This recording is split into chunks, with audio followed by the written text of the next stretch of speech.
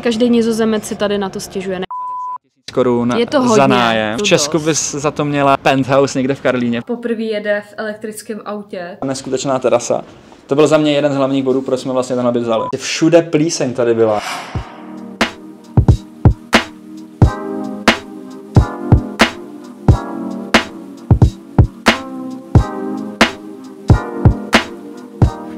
Čau všichni, já se jmenuji Martin. Já jsem Týna. A my se dneska stěhujeme. Konečně. Bude to náročný den. Hodně Bude náročný. A my vás vezmeme na něj sebou. Konkrétně se stěhujeme z Rotterdamu do Utrechtu.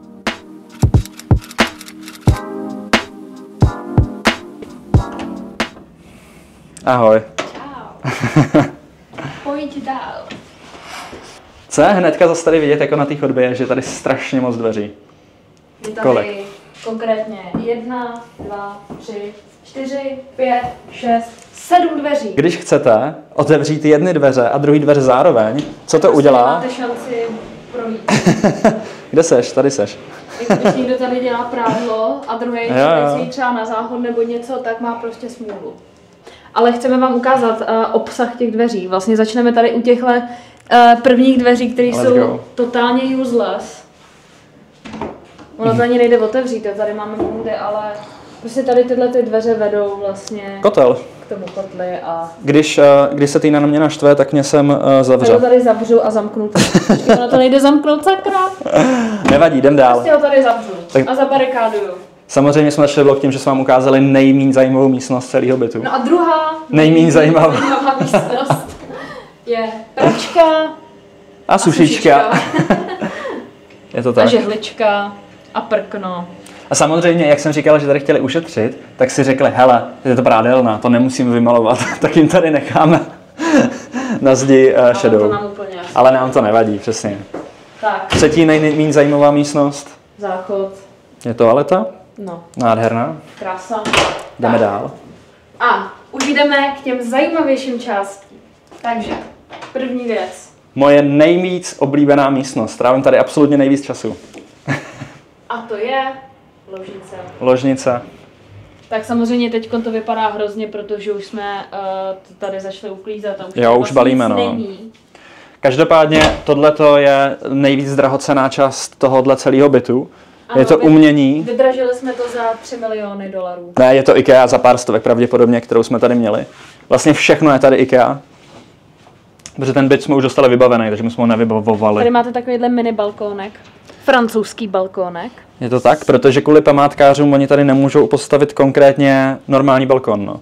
Což nám nevadí, protože se blíží. Balkóny. My jsme na tom ostrově, což dáme vám tady pár záběrů, ale v podstatě všude kolem nás je řeka ze všech stran.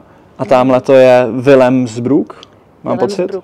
Červený most, takový jako malej San Franciský v podstatě, který je hodně známý v Rotterdamu. Já ho nesnáším, protože každý den jedu na kola, musím jít přes tenhle ten most. A je to sice fajn, hezký, ale když na tom jedete každý den, tak to není hezký. Jo. A tady, jak si můžete všimnout, to vám pak ukážu ještě další místnosti, tak opravdu ty baráky všechny jsou fakt jako blízko sobě. To Nizozemci dělají. Dělají velký okna, naschvál nezatahujou ty závěsy jako moc, aby si všichni viděli k sobě a jak to tam je hezký a útulný. Jo. Takže vždycky, když se třeba nudíte, zrovna nevíte, co dělat, tak si prostě stoupnete tady k francouzskému balkonku a koukáte na lidi. Koukáte, co zrovna dělají, co zrovna jí. A je to neurazí, protože se rádi chlubějí. No. Tak. Jdeme dál. Jdeme dál asi do koupelny. Nic special. Akorát, že je tady vana i sprcha. Parádní. Takže já mám zabranou vanu a ty na sprchu v podstatě. Jdeme dál. Je tady ještě do toho bordel, jo? Neuklízeli jsme tady, takže... Tohle to není bordel, to tady máme normálně. No, to... No. Balíme, no. Tohle pak láhe vína na oslavu, až se dostěhujeme. Jestli vůbec, někdy. Každopádně tohle je pracovna, jak si můžete všimnout. Tady je další masterpiece, aby jsme nezapomněli, jak vypadá zelenina. Vegetable garden. Tak, tady jsme trávili hodně času, když jsme pracovali na home office. Tak a poslední hřeb tohohle bytu za mě. Obývací pokoj s kuchyní a bordelem. A s jídelnou. Tak. A mini jídelnou. A mně se na tomhle strašně líbí je to, že Tady ty okna mají jeden výhled na jednu stranu, zase na tu řeku a teď tam zrovna projíždí loď. A tady to druhý tak má přesně výhled zase do domácností ostatních. Cenu a všechno ostatní ohledně toho, jak jsme tenhle byt našli, se dozvíte na konci videa, kde si o tom dáme krátký talk, kde porovnáme ceny nájmů vlastně jak v Rotterdamu, tak v Utrechtu, tak v Amsterdamu, protože jsme bydleli ve všech třech a ten život je v každém tohle městě jiný, takže to si projdeme potom. Rychlá zastávka u našeho vnitrobloku. Prostě betonový vnitroblok. Oni sem dali takhle lavičky. Ale tak asi to bude hezký v létě, když tam bude stín. A tady je nejlepší čas. Fiat Sandstalling. Takže kola.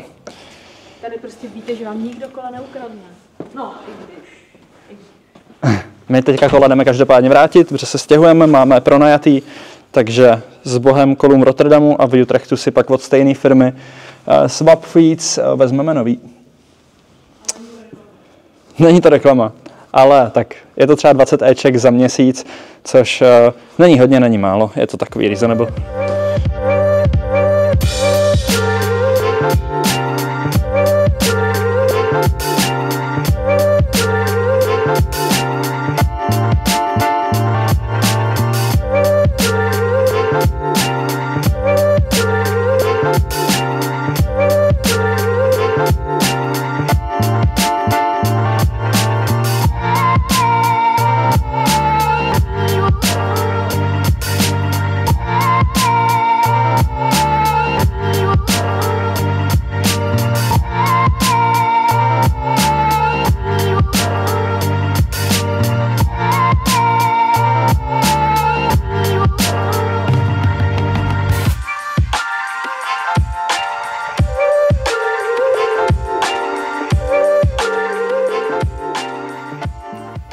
Martin akorát odjel se všema věcma a poprvé jede v elektrickém autě, tak snad to bude všechno v pohodě. Byl to fakt záhul, to dá všechno dolů a na to jsme byli 2. A on teď jede do Utrechtu vybalit sám všechny ty věci, které jsme narvali do toho auta. Vůbec nevím, jak to zvládne. Myslím na něj a vrátí se asi za 2 hodiny, no možná díl, možná za 2,5 hodiny a můj úkol je teď tady krásně uklidit.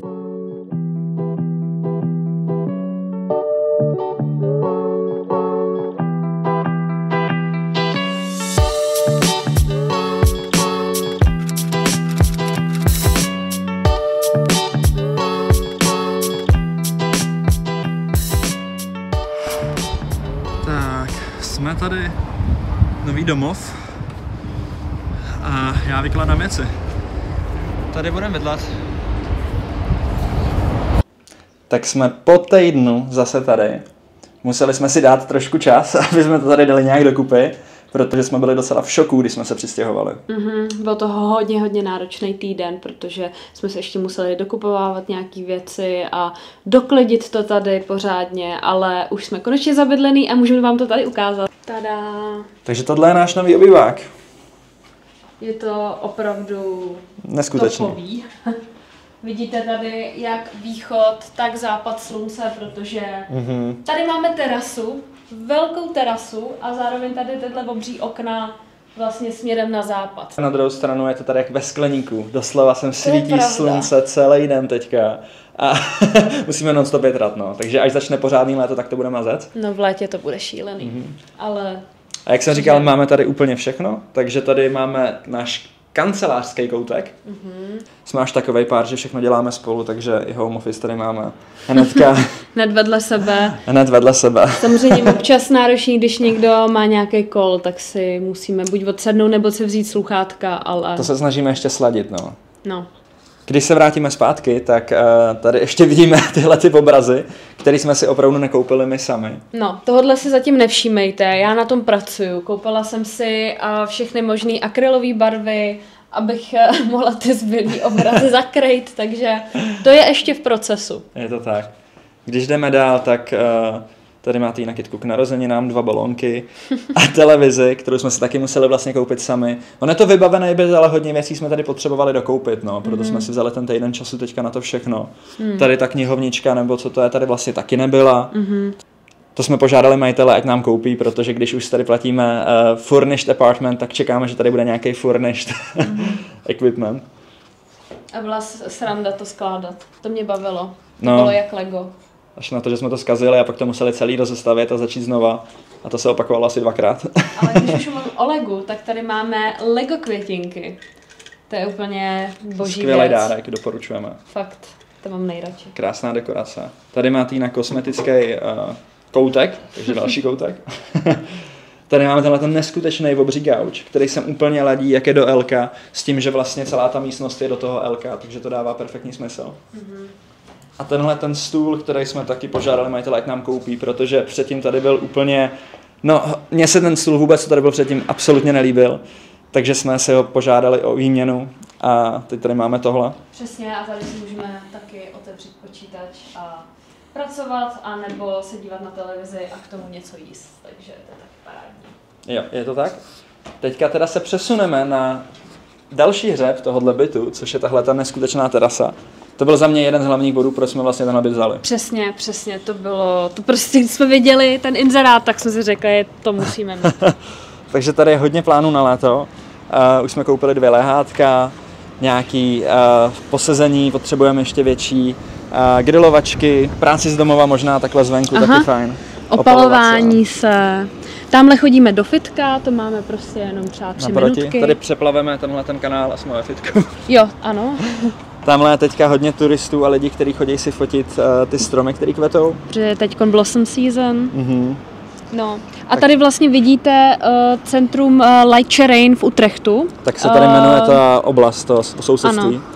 A je to fakt topová oblast, mám ji hrozně ráda, je tady vlastně úplně všechno, hlavně tady v tom centru, kde bydlíme, tak můžete vidět i tamhle takový náměstíčko a je tady strašně moc nákupních center. A tamhle je soused, ke kterému zase vidíme domů a on k nám, takže to zase nějaká zábava další pro nás. Taky si tady máváme. A když jdeme zpátky dovnitř, tak se dostáváme ke kuchyni, která tady je taky. Můžeš, Tinko, ukázat svůj další koutek, který je tentokrát kávový. Ano, tady je kávový koutek, můj nejoblíbenější. Koupila jsem si tady i coffee menu, takže kdykoliv někdo přijde a chce kafe, tak se jenom vybere tady z menu a já mu ho udělám. A zkouším i latte art, takže to je teď jedna věc, kterou se ráda zabavuji. A další věc, magnetky, to sbírám prostě celý svůj život a můžu tady vidět, kde všude jsem už byla. Tak pak je tady ta jedna místnostka na všechno možný a na pračku a sušičku. Konečně to máme odděleně, takže fajn. Ale teda tady to bylo ze začátku úplně příšerný, to byl šok, protože jsme se nastěhovali a teď jsme se podívali, co tady je. A tady bylo strašně moc nechutného bordelu prostě. Fakt jako tam byly nějaký starý veky, prostě všude plíseň tady byla. Starý koberce, ručníky. Ten týpek, který tady bydlel před náma, nám tady nechal zbytek flašky od kečupu, ať jako máme, že kdyby se náhodou potřebovali, ať nemusíme kupovat novej. Nechal nám tady nějaký zbytek vloček, jo, a ponožky tady jedny nechal. Jo. Nějaký nový ponožky, to jsem úplně nechápala. Že preď jako uvítací dárek, nebo no prostě úplně nechutný. Jsme všechno museli vyhodit a dezinfikovat. No a když půjdeme dál, tak už jenom vlastně ve zkratce, protože to je taková klasika, co vždycky musí být, koupelna. Ano, koupelna. Tady máme, vidíte, sprchový kout, ale je to docela nedomyšlený, protože když se sprchujete, tak ta voda je vlastně úplně všude. A tady v Utrechtu je ještě tvrdá voda, tím pádem vám tady vzniká velký vodní kámen, který si tady snažíme ještě vyčistit, ale zatím teda úplně neúspěšně, ale absolutně to nechápu. Jako koukejte na to prostě. Jo, když se fakt sprchujete, tak to nemá kam odplout ta voda. No. Takže jdeme dál. Tady je jenom záchod. Nic special. Tak a poslední místnost je samozřejmě ložnice. Tady spíme, tady taky trávíme hodně času. Že z Rotterdamu chybělo francouzský okno, tak tady ho máme taky. Tady máme znova. Opět vidíme k sousedům. A oni k nám. Takže tady to musíme často zatahovat. To je pravda. Vlastně problém náš klasický s čatníkem, takže no, musíme to mít všude možně, museli jsme dokoupit tuhletu skříň. Máme hodně věcí. A jak my? Týna má hodně věcí. Mám hodně věcí. Ale aspoň je tady konečně zrcadlo a dokonce 2 zrcadla, takže se můžu konečně vidět. Je to tak? Takže to bylo všechno k tomuhle vlastně bytu a my se uvidíme u dalšího bodu. Tak, teď sedíme na terase, museli jsme si vzít sluneční brýle, protože je tady neskutečný pařák. Se mezitím snad trošku opálím. Nebo spálíme. Kdo by to byl, řekni Nizozemsku. Já jsem namazaná SPFkem. A dobrý, už to zašlo slunce. Každopádně, teďka budeme mluvit v tomhle segmentu o tom, jak jsme se stěhovali napříč Nizozemskem a nacházeli nový byty, nový nájmy. Přesně, myslím si, že toho máme dost co říct. Bydleli jsme na 3 různých místech, nebo spíš městech po celém Nizozemí, takže asi začneme od toho, kde jsme bydleli úplně poprvé. Což je Amsterdam. Do Amsterdamu my jsme tam dostali stáž a až pak jsme začali hledat to bydlení.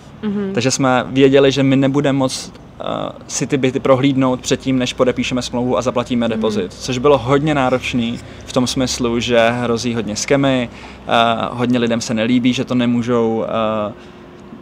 Že nás neuvidí třeba. No právě. Takže my jsme nevěděli, jak těžký to je a věřte nám, že nechceme strašit, ale v Nizozemsku je to opravdu náročný. Najít hezký byt za OK peníze. Je tady bytová krize, to samozřejmě už hodně lidí ví, ale tady to je fakt extrém. Je to větší než Česku, no. Za nájemní hlavně tady. Vlastně každý Nizozemec si tady na to stěžuje. Nejenom Nizozemec, ale i expati.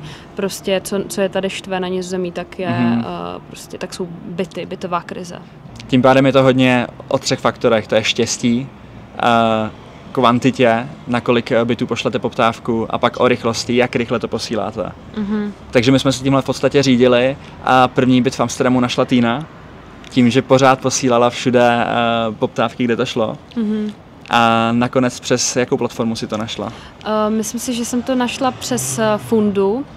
To je taková hlavní platforma ještě s Pararius se to jmenuje. To jsou takové platformy, kde vám prostě každý den aktualizují nový byty a máte tam všechny možné informace. A je to teda hlavně pro lidi, kteří jsou třeba v párech nebo nějaký rodiny, který schánějí byty. Samozřejmě tam můžete najít i pro jednotlivce, ale pro jednotlivce je lepší opravdu Facebook anebo Kamernet, to je další platforma, kde vlastně lidi, který tady už bydlí, si schání třeba spolubydlící. Na těch platformách nenajdete skemy, protože to tam je jako kontrolovaný, ale na tom Facebooku tam už najdete hodně často ve většině případů, takže na to si dávat pozor. A tím, když vlastně Týna našla ten byt v Amsterdamu, tak ten makléř po nás vyžadoval pracovní kontrakty.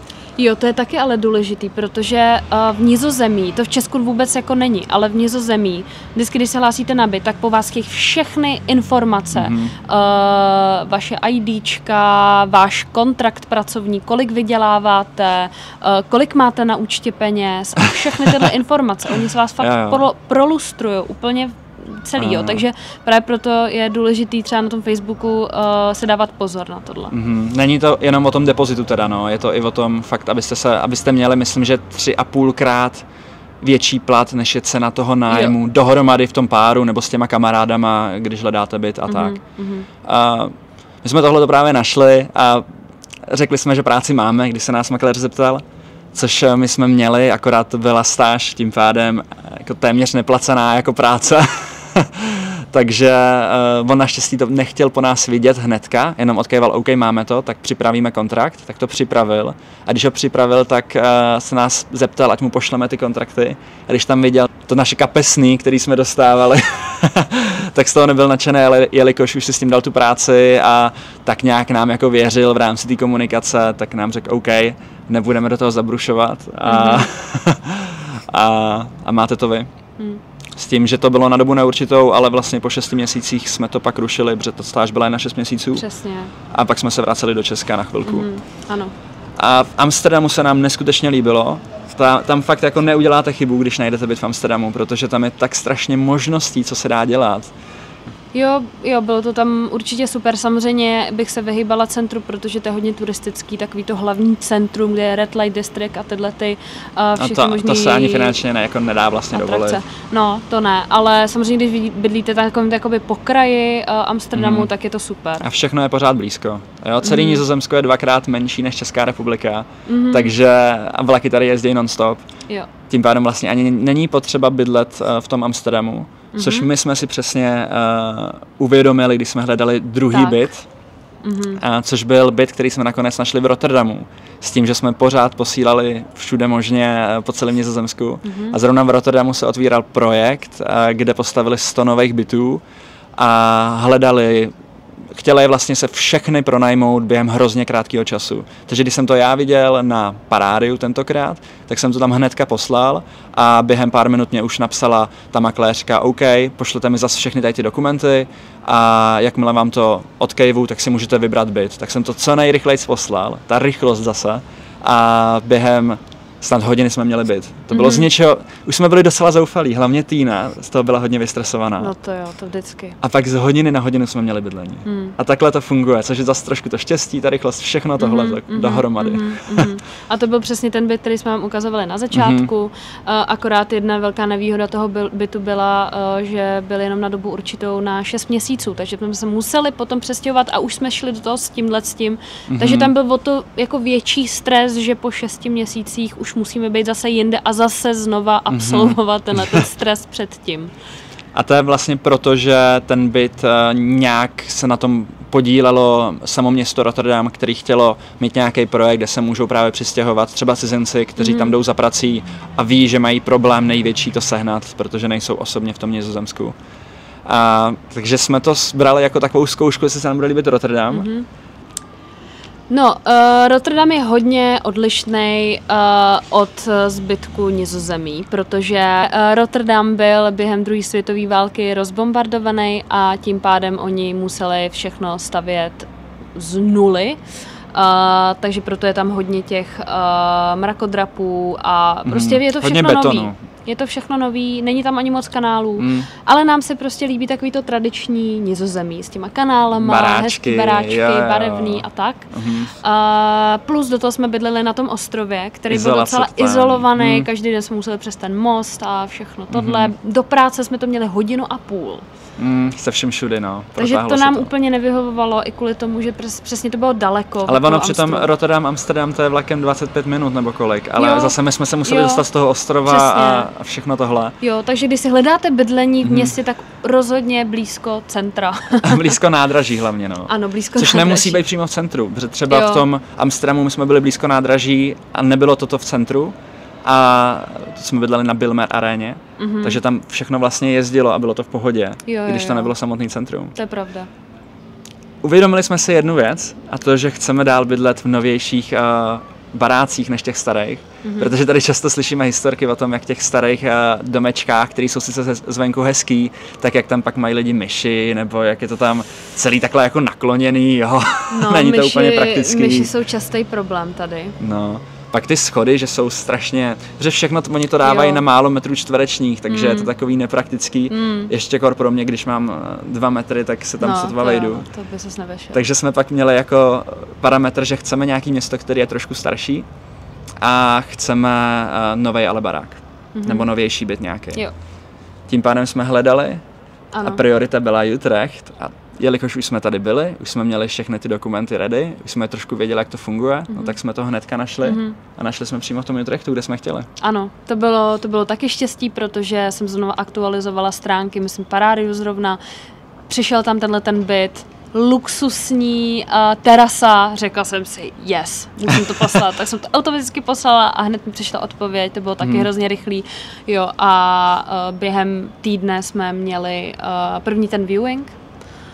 Což viewing je jako prohlídka bytu, kterou jsme předtím nikdy neměli, protože jsme se hledali z toho Česka, ale tady už jsme ji jako měli. Protože je vždycky fajn to vidět, ten byt, a zároveň oni chtějí vidět i vás, jestli jako se o to dokážete postarat. Jo.